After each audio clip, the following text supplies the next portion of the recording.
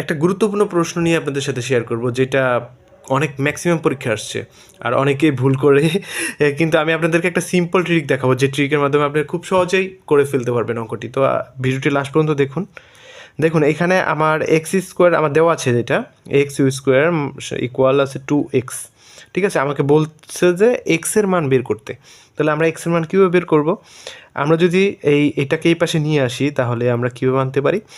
X square এখানে plus আছে, এই পাশে আসলে -2x ইকুয়াল 0। ঠিক আছে, তাহলে আমরা এখানে কি করব?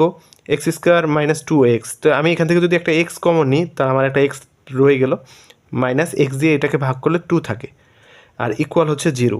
তাহলে আমরা যদি এটাকে ফলো করি একটু, এখন এখানে আমি কি দেখতে পাচ্ছি? ঠিক এরকম দেখছি না, যে এক্সের মান 0 বা হচ্ছে x-2 ইকুয়াল হচ্ছে 0, বা হচ্ছে এক্স ইকুয়াল, এটা মাইনাস আছে ওই পাশে চলে গেলে +2। তাহলে আমার এখানে উত্তর চলে আসলো কি? একটা হচ্ছে 0 আর একটা হচ্ছে 2। তার মানে হচ্ছে আমার প্রথমটার উত্তর হচ্ছে না, দ্বিতীয়টার উত্তর হচ্ছে না, এটার উত্তর দেখেন এক্সের মান 0 এবং 2। তার মানে এই 3 নাম্বার অ্যান্সারটি আমার কারেক্ট। পরের অঙ্কটি একটু যদি ফলো করেন, দেখেন x-3 স্কোয়ার ইকুয়াল টু 0, এক্সের মান কত? ঠিক আছে, এইটাও পিএসসির নিয়োগ 2016-17 অনেক চাকরির পরীক্ষা আসছে। তো আমরা এটা কীভাবে করবো দেখুন।